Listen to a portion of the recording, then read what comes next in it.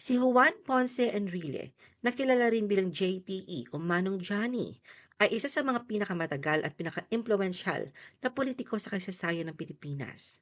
Mula sa pagiging abogado hanggang sa pagiging pangunahing leader ng Senado, ang kanyang karera ay sumasalamin sa katatagan, estratehiya at kontrobersya.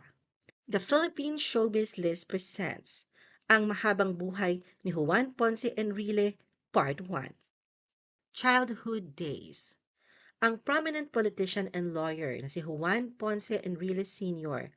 ay pinanganak outside of marriage noong February 14, 1924 bilang Juan Valentin Foraganan sa Gonzaga, Cagayan.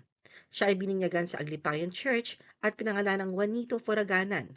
Ngunit sa edad na 20 taong gulang, siya ay naging Katoliko Romano. Kilala si Juan sa likod ng pangalang Manong Johnny o sa kanyang inisyal na JPE. Ang kanyang inang si Petra Furaganan ay isang anak sa pagdadalaga ng anak ng isang mahirap na mangingisda. Ang kanyang ama naman na si Alfonso Ponce Enrile ay ipinanganak sa magulang na mula sa Baliwag, Bulacan, isang mistizong Espanyol, abogado, at may impluwensyang politiko, at may asawa na noon na si Rosario Martinez, kung saan may ilan na ring mga anak.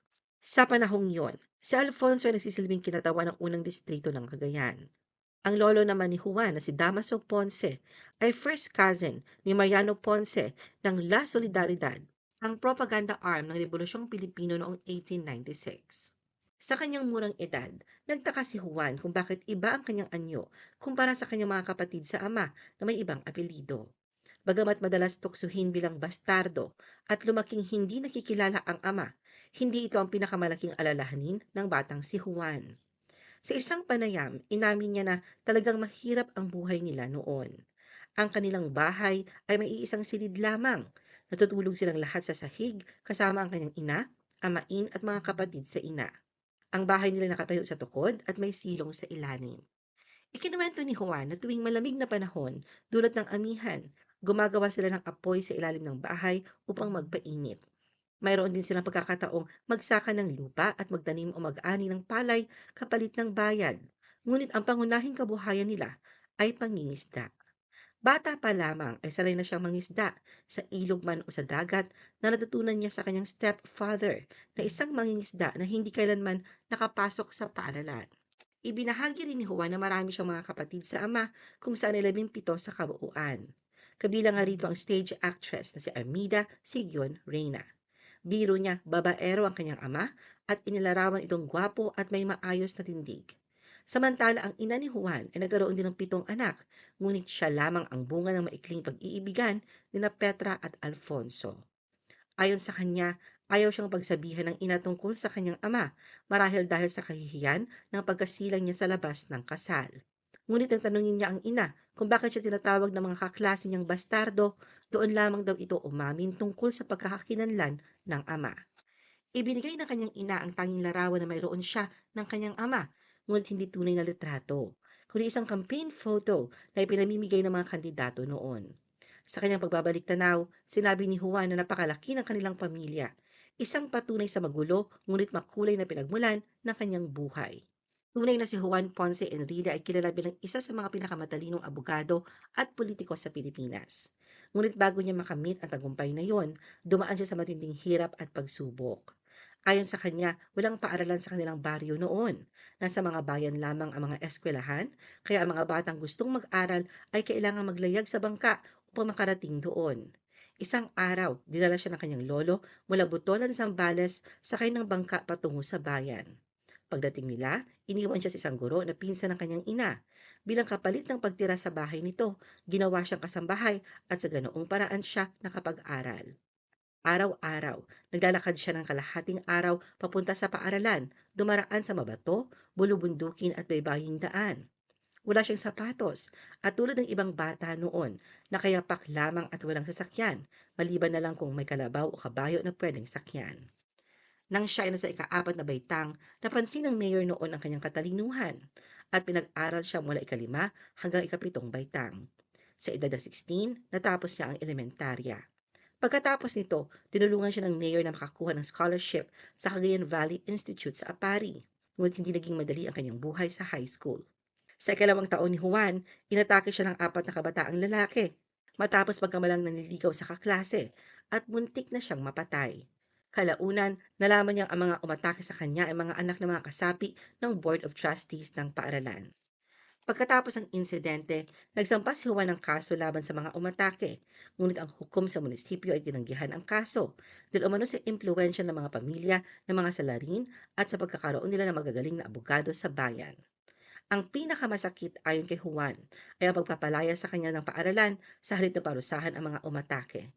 Sinabi ng paaralan na siya umano ang nag-udyok ng away kahit hindi siya armado. Bagamat nakita ng buong paaralan ang nangyari, siya pa rin ang naparusahan at umuwi ng may kabiguan at galit.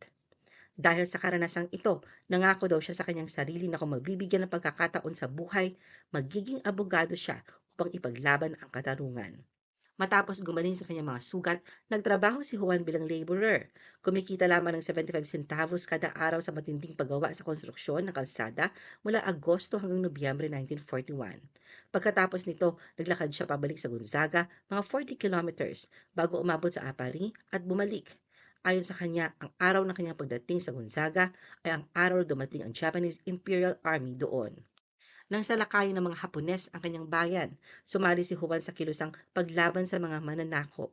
Nahuli siya ng mga Hapones at ikinulong sa bilangguan sa Apari, kung saan siya ay pinatigil at paminsan-minsan ay pinahirapan sa loob ng hit 98 days.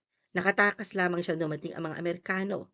Nagtrabaho siya sa isang quartermaster depot ng mga Amerikano sa paaralang dati siyang pinalayas. Dito na siya natagpuan ng kanyang ama sa tulong ng isang Judge Advocate General na General Douglas MacArthur.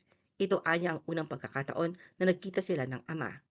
Ayon kay Juan, pumasok siya sa isang silid at doon ay nakita ang isang lalaki na nakasuot ng kaki na damit, may puti at kulay abo na buhok. Tumayo ang lalaki, nilapitan siya, niyakap at humingi ng tawag sa pag-abandona sa kanya at sinabihan na dadalhin na siya pauwi. Bagamat hindi alam ni Juan kung ano ang sasabihin, naramdaman daw niya ang pagkakaayos at ang simula ng muling pagkakasama ng mag-ama. Learning against all odds. Sa kabila ng dinanas na hirap, naroon ang pagpapahalaga ni Juan sa pag-aaral. Ipinagpatuloy niya ang kanyang secondary education sa St. James Academy sa Malabon, Rizal. Kalaunan, isinagawa ng kanyang ama ang mga legal na hakbang upang palitan ang kanyang pangalan bilang Juan Ponce Enrile, ang pangalang ginamit niya sa kanyang pre-law enrollment at sa buong buhay niya bilang politiko at abogado. Nagtapos si Juan bilang cum laude noong 1949 na may Associate of Arts degree mula sa Ateneo de Manila University. Pagkatapos nito, nag-aral siya sa University of the Philippines College of Law, kung saan muli siya nagtapos bilang cum laude na may Bachelor of Laws degree. Habang nasa paaralan ng batas, sumali siya sa Sigma Rho Fraternity, ang pinakamatandang fraternity na nakabatay sa batas sa buong Asya.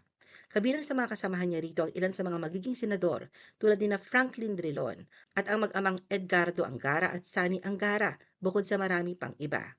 Pagkatapos niya magtapos, siya ay nahalal bilang kasapi ng mga international na honor societies na Pi Gamma Mu at Phi Kappa Phi.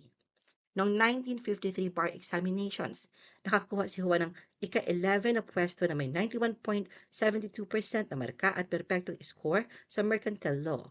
Bilang isang scholar sa Harvard Law School sa Estados Unidos, tinapos niya kanyang Master of Laws degree na may espesyal na pagsasanay sa international tax law. Nagturo si Juan ng law sa Far Eastern University at nag-practice din bilang abogado sa law firm ng kanyang ama bago siya italaga noong 1964 upang pangasiwaan ng mga personal na usaping legal ni nooy Senador Ferdinand Marcos Sr., lalo na noong si Marcos ay nagsilbing Senate President. Pagkaraan ng mahalal si Ferdinand Marcos bilang Pangulo noong 1965, si Juan ay naging bahagi ng pinakamalapit na grupo o inner circle ng Pangulo na magsisilbing simula ng kanyang mahabang pakikipag-ugnayan at paglilingkod sa Administrasyong Marcos. Ano ang masasabi mo sa video na ito? Mag-like o mag-react at huwag mahiyang mag-comment. For our YouTube viewers, huwag kalimutan mag-subscribe at i-hit ang notification button. At para sa aming Facebook viewers, mag-like at follow sa aming Facebook page para updated ka sa mga showbiz chika. Thanks for watching!